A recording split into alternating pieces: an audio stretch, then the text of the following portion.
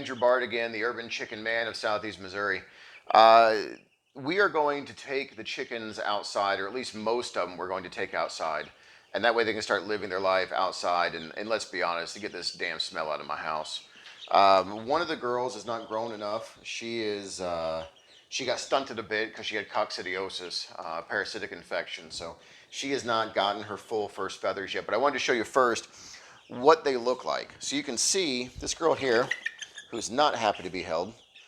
You can see how her feathers are fairly uniform. She's got a few little stragglers here and there, right? Can you see that there? Some of the down feathers are still there. She still looks a little bit like she might be going through puberty, but for the most part, she's ready to go outside. Okay, now here's the difference. These girls right here are all pretty much done. See how this one here is very, very mottled. Okay, the feathers aren't really uniform. They're not fully grown. This is what I'm talking about. She is not ready to go outside yet. Okay, she's still going to have some trouble regulating her temperature, and we're still getting temperatures down sometimes in the mid-30s, you know, at nighttime. So she's going to stay in here for a little bit longer, maybe another week or two. It might be good to separate her from the flock anyway. I don't think she's getting enough to eat. And we're going to take these girls outside.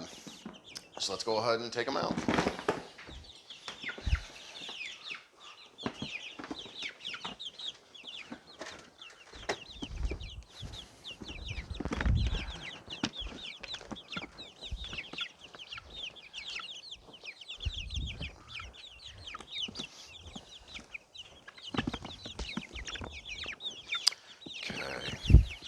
I haven't finished with my backyard yet, so no comments. So you guys have seen the coop already, but I want to give you kind of a quick overview. A coop needs a few things. First, nesting boxes. So let's show those down there. So you want the nesting boxes above the ground and kind of enclosed so they feel safe enough to lay. That's the big deal. It takes quite a bit of effort to lay an egg. And let me tell you, if you're stressed or you think you're going to get attacked, you're not going to lay an egg. So you want them kind of enclosed so they feel safe, and of course off the ground so they feel like snakes aren't going to get to them. A couple poles for them to roost on. Here's our feeders over here. I've got to rebuild our water feeder. It busted a few seasons ago in the ice. But anyway, for now, this is kind of the basic layout. So before we let the girls out, we want to give them some places to sit around, right? So let's get them some straw out of here. This bale of hay cost me $4.50. And it will last me probably half the season. You don't have to be real gentle with it. You don't have to be real special with it. They're going to move it where they want it to go anyway. Okay? Just give them, like all birds, just give them some material to work with. That's all you're trying to do right now. They'll move it where they want it to go. And they'll do a better job than you ever could. So, okay?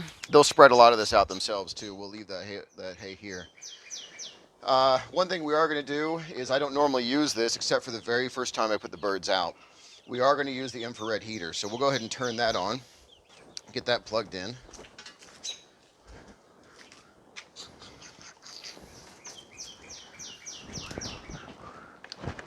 Okay.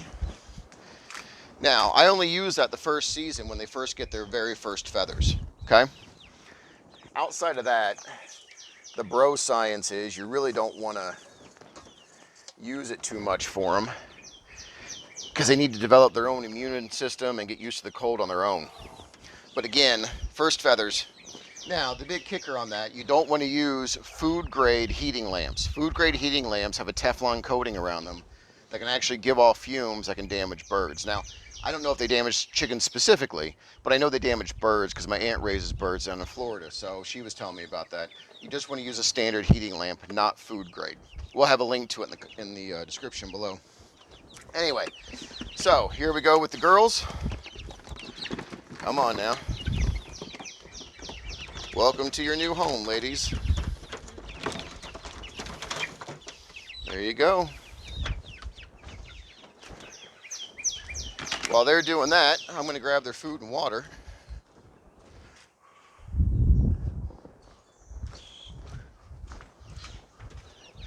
Here is their water dish, okay? I put their water usually down here somewhere whenever they get older. But right now, because they're young, we'll put it up here as a way for them to kind of get to it a little bit more. Well, no, we're not. That's not level enough. We're going to leave it right down there. They'll find it. And the last thing you need to do, give them some food. So I'm going to show you another video how to make these feeders here. But all you do is give it a little unscrew. Whew, hadn't been touched in a couple years. And you dump your feed in. That's it. Life is simple if you set it up right.